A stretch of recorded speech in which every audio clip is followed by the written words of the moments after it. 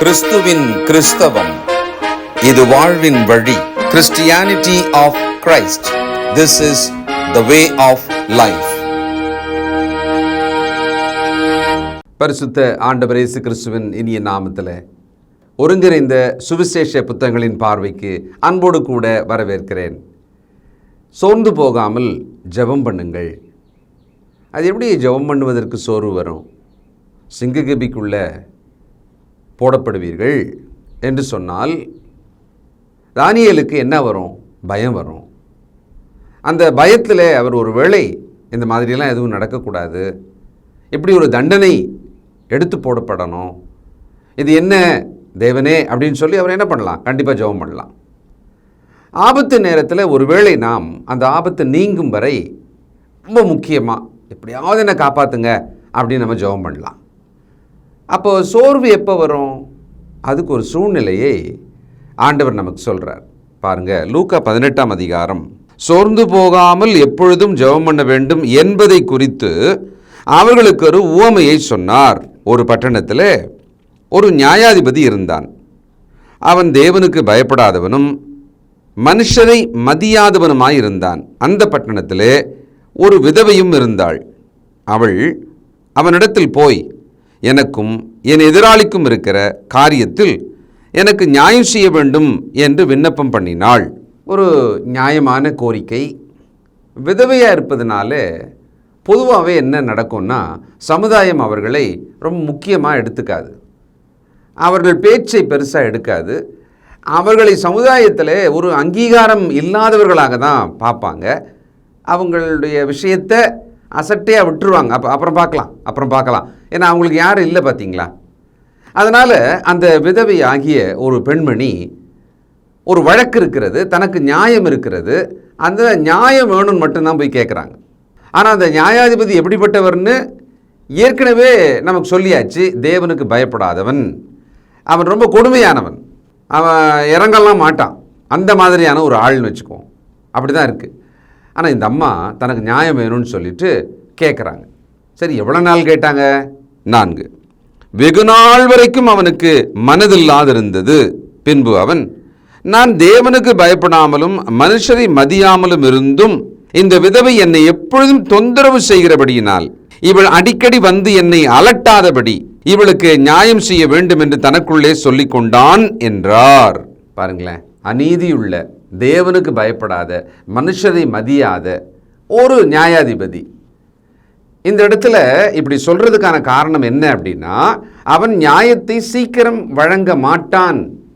அதுலேயும் ஒரு விதவை போய் கேட்டதை அவன் ரொம்ப அசட்டியாக விட்டுட்டான்.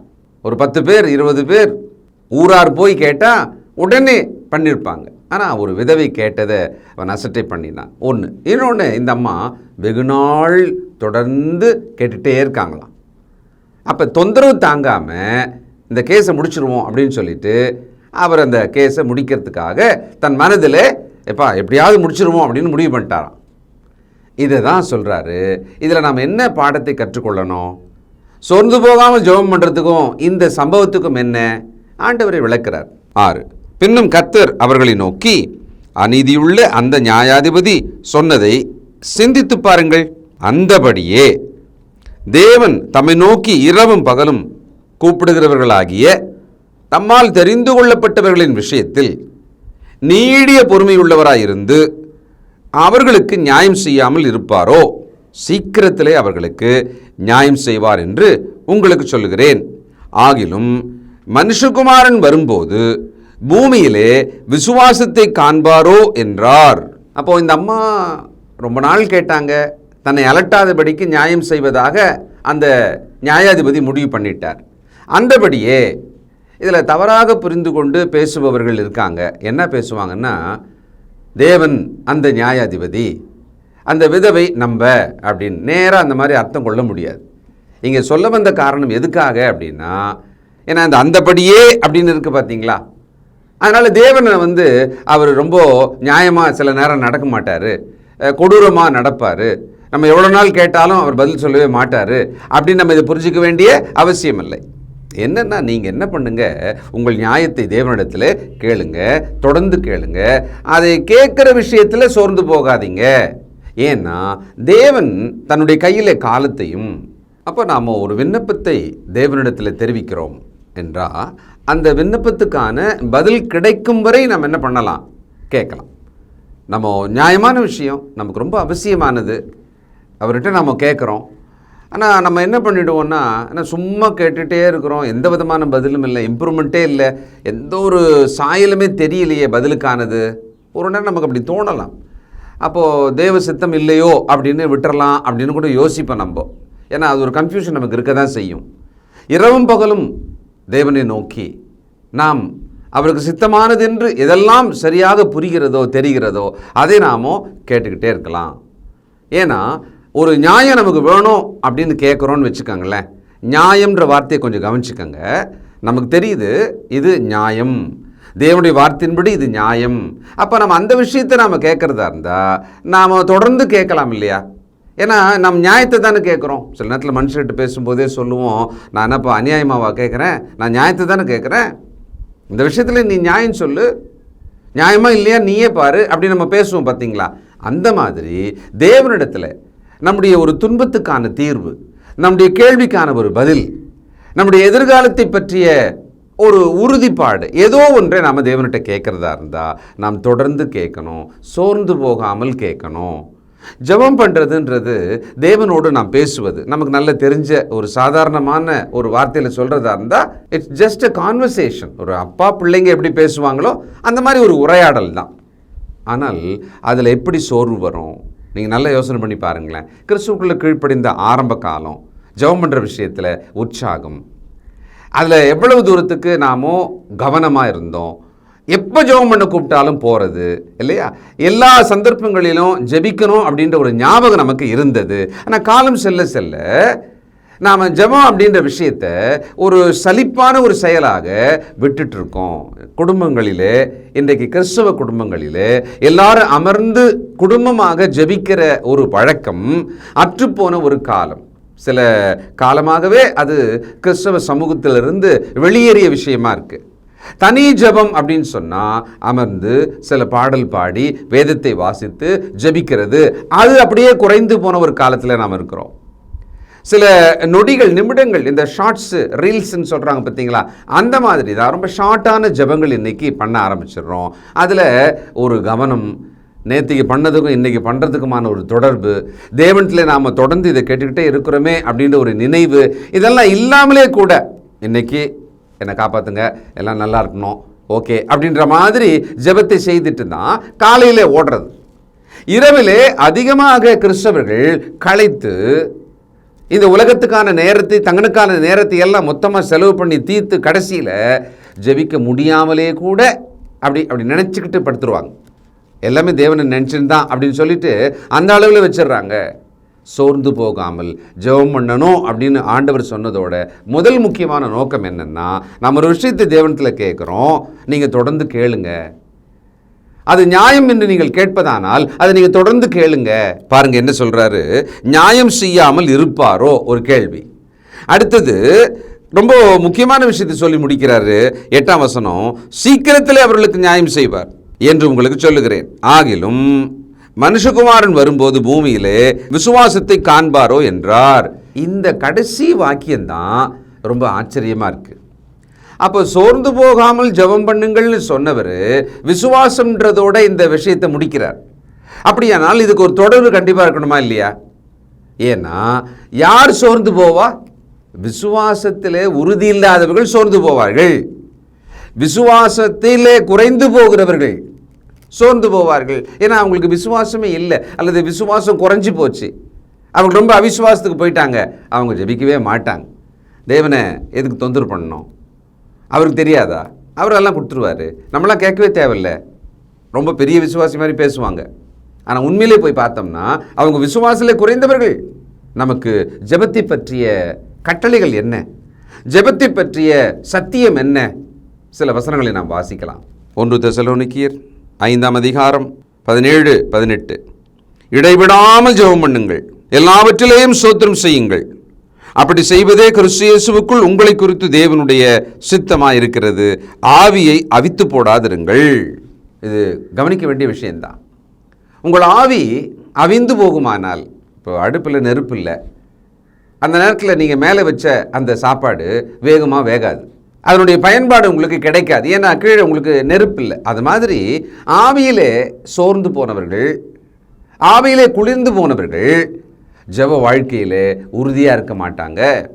இன்றைக்கு உலகத்தோடு போயிட்டு உலகத்தின் அனுபவங்களுக்குள்ளே நம்முடைய நேரத்தை அதிகமாக செலவு செய்வதனால, குறிப்பாக சொல்லணும்னா இந்த ஃபோன் கையில் வச்சுக்கிட்டு அதில் அதிக மணி நேரங்களை செலவு செய்து கொண்டிருக்கிறவர்களாகிய நாம், ஏன்னா இன்றைக்கி சமூகமே அப்படி தான் இருக்குது, வேறு வழியே இல்லைன்ற மாதிரி அதை நம்ம மடியில் கட்டின்னு தான் இருக்கிறோம், அதை கையில் வச்சுக்கிட்டே தான் இருக்கிறோம், கையில் அது மட்டுமே இருக்குது. அதிக மணி நேரங்கள் அந்த ஃபோனுன்றது நம்ம கையில் இருந்துக்கிட்டே இருக்குது, பாக்கெட்டில் இருக்குது, பையில் இருக்குது, இல்லை கையிலேயே இருக்குது. அது என்ன பண்ணுதுன்னா, ரொம்ப நியாயமாகவே நம்ம ஒன்றும் பெரிய பாவம்லாம் பண்ணலை, பயன்படுத்துகிறோம், எல்லாம் நல்லது தான், நல்ல விஷயந்தான் அப்படின்னு சொல்லி நம்ம மனசை நியாயப்படுத்திக்கிட்டு இதை ஒரு பக்கமாக பண்ணுறோம். சரி, என்ன விளைவு? தேவனை நோக்கி அமர்ந்து விசுவாசமாக தொடர்ந்து ஜெபிக்கிற வழக்கம் அற்றுப்போனது. கிறிஸ்தவர்கள் சிந்திக்கணும். இடைவிடாமல் ஜெபம் பண்ணுங்கள் அப்படின்னா என்ன? நீங்கள் எப்பொழுதும் தேவனுடைய தொடர்பில் இருங்கள். நாமோ தேவனோட ஒரு தொடர்பிலேயே இருக்கிறோமா? பாருங்க, 1 யோவான் 5ஆம் அதிகாரம் 14-15.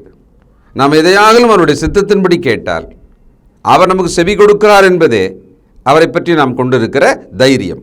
நாம் எதை கேட்டாலும் அவர் நமக்கு செவி கொடுக்கிறார் என்று நாம் அறிந்திருந்தோமானால் அவரிடத்தில் நாம் கேட்டவைகளை பெற்றுக்கொண்டோம் என்று அறிந்திருக்கிறோம். இப்போது சோர்ந்து போகாமல் ஜெபம் பண்ணுவதற்கு இந்த மனநிலை ரொம்ப முக்கியம். அது என்ன மனநிலைனா, தேவன் பதில் செய்வார். ஏன்னா அந்த கேள்வி நம்ம ஒன்று கேட்டார், ஞாபகம் இருக்கா? அவர் நியாயம் செய்யாமல் இருப்பாரோ? அந்த கேள்வி தான்.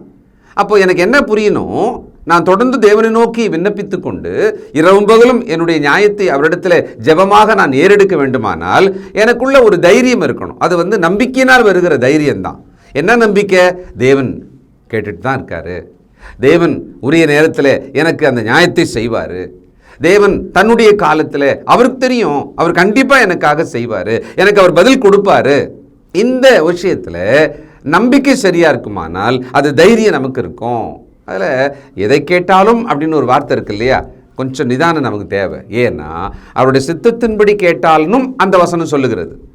அப்போ நம்ம எதை கேட்கிறோமோ அது தேவ சித்தமாக இருக்க வேண்டும் என்கிற ஒரு அறிவு எனக்கு தேவை. நாம் ஏன் சோர்ந்து போகிறோம்? தொடர்ந்து ஜெபம் பண்ணிட்டே இருக்கிறது போர் அடிக்குது, அது மட்டும் காரணம் அல்ல. வேத அறிவு நமக்கு ரொம்ப முக்கியம் தேவைப்படுது. ஏன்னா இந்த வேத அறிவு சரியாக இருந்தால் தான் நாம் கேட்கறது தேவ சித்தமா அப்படின்றது நமக்கு விளங்கும். அது தேவ சித்தம்தான் அப்படின்னு உறுதியாக இருக்குமானால் நாம் சோர்ந்து போக மாட்டோம். தொடர்ந்து நாம் தேவனிடத்தில் கேட்டுக்கொண்டு தான் இருப்போம். நீங்கள் தொடர்ந்து ஜெபிக்கிறவர்களா? உங்கள் ஜெப வழக்கம் எப்படி இருக்கிறது? உங்கள் ஜெப பழக்கம் எப்படி இருக்கிறது? ஒரு தனிப்பட்ட கிறிஸ்தவராக இன்றைக்கு அதிகமாக ஜெபிக்காதவர்களாகவும், ஆனால் தேவனை நினச்சிட்டு தான் இருக்கிறேன் அப்படின்ற மாதிரி நம்மளையே நியாயப்படுத்தி கொண்டு ஏமாற்றி கொண்டு இருக்கிறோமா? தயவுசெய்து அடிப்படையில் சாதாரணமாக நாம் கிறிஸ்துவுக்குள்ள கீழ்ப்படிந்த ஆரம்ப காலத்தில் எப்படி நாம் ஜெபித்து கொண்டிருந்தோமோ, பயத்தோட பக்தியோட கால நேரம் வைத்து அதுபோல் நாம் ஜெபிக்கணும். இன்றைக்கி காலம் ரொம்ப பொல்லாததாக இருக்கிறது. போர் எங்கெல்லாம் தொடங்கி இருக்கிறதோ அதோட பாதிப்பு நம்ம வீட்டுக்குள்ள நம்ம அடுப்படியில் அது பாதகத்தை உண்டாக்குகிறது இல்லையா? அப்போ நாம் இதெல்லாம் சுற்றி பார்க்கும் பொழுது இடைவிடாமல் தேவனிடத்தில் நம்முடைய நிலைமையை, நம்முடைய தேவையை, நம்முடைய எதிர்பார்ப்பை, நம்முடைய நியாயங்களை நாம் கேட்க வேண்டியது அவசியம்தானே? ஏன் இப்படி ஒரு சிஸ்டத்தை தேவன் வச்சார்? அவர் எல்லாவற்றையும் படைத்தவர், அவரால் எல்லாமே பண்ண முடியும், எங்கும் இருப்பவர், எதையும் காண்பவர், எல்லாம் அறிந்தவர், சர்வ வல்லவர். ஆட்டோமேட்டிக்காக அவர் எல்லாம் பண்ணிக்கிட்டே போயிட்டே இருக்கலாம்ல. ஏன் நம்ம கேட்கணும்? நீங்கள் கேளுங்கள் அப்படின்னு ஏன் வச்சாரு? இடைவிடாமல் ஜெபம் பண்ணுங்கள் ஏன் சொன்னார்? சொர்ந்து போகாமல் ஜெபம் பண்ணுங்கன்னு ஏன் சொன்னார்? நீங்கள் ஜெபம் பண்ணுவதில் உறுதியாக இருங்கள்னு ஏன் சொன்னார்? அப்படின்னா இந்த பூமி இயங்குவதற்கு, இந்த பூமியில் ஒரு கிறிஸ்தவன் வாழ்வதற்கு, அவன் தேவனோடு கூட தொடர்பில் இருக்க, அவன் தேவனை நோக்கி தன்னுடைய காரியங்களை தெரிவிக்க ஒரு பிரின்சிபல், ஒரு சிஸ்டம் தேவன் வச்சிருக்கிறார். அது அப்படி தான் இயங்கணும். இந்த மின்சார ஒளி, இந்த மின்சாரத்தினால் காற்று, இந்த மின்சாரத்தினால இப்போ பல உபகரணங்கள், அதுக்கு ஒரு சிஸ்டம் இருக்கு இல்லையா, ஒரு பிரின்சிபல் இருக்கு இல்லையா? அந்த நியமத்தின்படி தானே நம்ம அதை பயன்படுத்த முடியும். அதுபோல தான் இந்த பூமியிலே மனிதராகிய நாம் கிறிஸ்தவர்களாக இருக்கும் பொழுது நம்முடைய வாழ்க்கையின் தேவைகள் சந்திக்கப்பட, நம்முடைய வாழ்க்கையிலே நியாயங்கள் நமக்கு கிடைக்க நாம் ஜெபிக்கணும் அப்படின்றது ஒரு பிரின்சிபல், அது ஒரு நியமம். அதை நாம் விட்டுறக்கூடாது.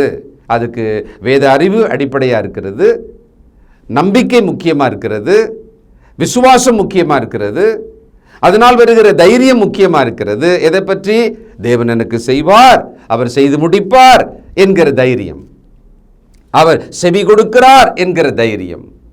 இன்னைக்கு ஜெபம் என்ற விஷயத்தில் 100க்கு 3/4 கிறிஸ்தவர்கள் கவனமாக இல்லை, அதில் ஜாக்கிரதையாக இல்லை, அதன் வழக்கத்தை விட்டுவிட்டவர்களாக நாம் இருக்கிறோம்.